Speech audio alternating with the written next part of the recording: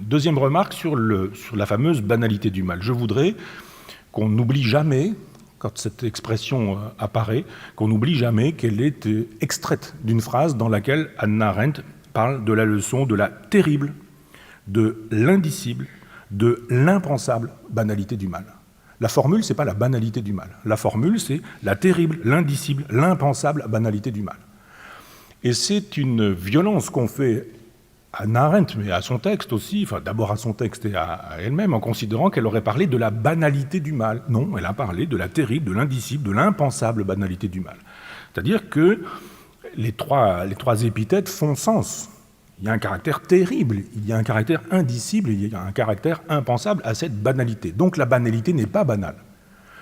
Et quand on a pensé que cette banalité était banale, quand on a cru qu'elle avait voulu banaliser le mal, on lui a fait une grande violence et on a commis une grande injustice à l'endroit d'Hannah Arendt qui, justement, a bien vu le caractère monstrueux de cette banalité. C'est un oxymore, si on veut chercher des figures de rhétorique, c'est une opposition qui permet de faire surgir un sens particulier.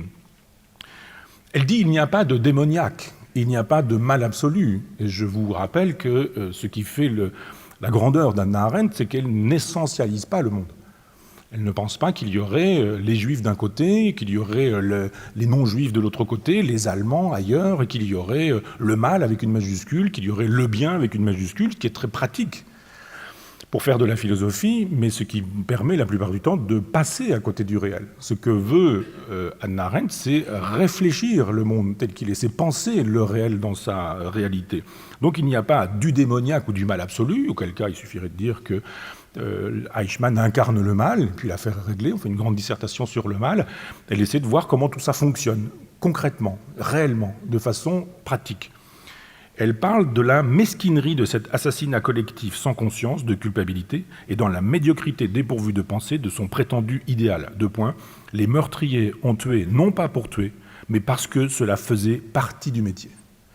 C'est ça la banalité. C'est pas une occasion pour Hannah Arendt de dire qu'il était banal d'être nazi, qu'il était banal de mettre en route la Shoah, qu'il a été banal d'exterminer des millions de juifs. Elle n'a jamais dit ça. Elle a dit qu'il y a eu un processus d'une effroyable banalité, et elle explique ce que sont les rouages de cette machine détestable. Quand y a-t-il banalité ? Et ce sont peut-être des reproches qu'on pourrait faire à Hannah Arendt, et ce sont des questions qu'elle ne pose pas clairement, et auxquelles elle ne répond pas forcément clairement non plus, dans ce livre dont je vous rappelle qu'il est une espèce de travail de journaliste, parce qu'elle veut suivre le procès. Elle ne suit pas d'ailleurs la totalité du procès. Elle rentre ensuite assez rapidement aux États-Unis, elle travaille dans son bureau, on lui amène des dossiers, elle travaille sur des dossiers, mais elle veut d'abord travailler comme un avocat, je dirais, comme quelqu'un qui travaille les pièces et qui veut voir ce qui est dit, ce qu'on lui reproche, etc. C'est dans le Journal de pensée, un livre qui a été récemment traduit, assez indigeste parce que c'était vraiment un journal de pensée, c'est-à-dire c'était vraiment fait pour elle. Et c'est difficile de lire ces deux gros volumes, presque 1000 pages, mais dans le Journal de pensée, en avril 1953, elle a cette phrase extraordinaire, parce que ça permet de répondre à cette question, quand y a-t-il banalité ? Elle écrit « Le mal radical existe, mais pas le bien radical. Le mal radical naît toujours lorsqu'on espère un bien radical. » Phrase extrêmement simple, extrêmement claire. Le mal radical existe, mais pas le bien radical. Le mal radical naît toujours lorsqu'on espère un bien radical.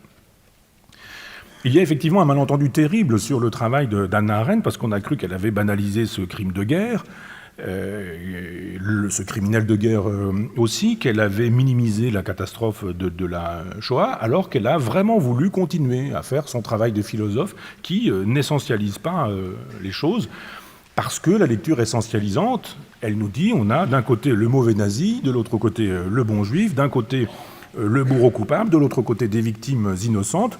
Au lieu de ça, elle nous dit Eichmann était un clown grotesque, un pitre, un raté, un pauvre type. Et elle nous dit qu'il était le personnage d'une comédie pitoyable, il était le jouet aussi d'une parodie de procès. Ça aussi, ça lui a été reproché. Elle dit, mais ça n'est pas un procès que ce simulacre de justice, alors qu'on sait très bien ce qui va se passer pour Eichmann.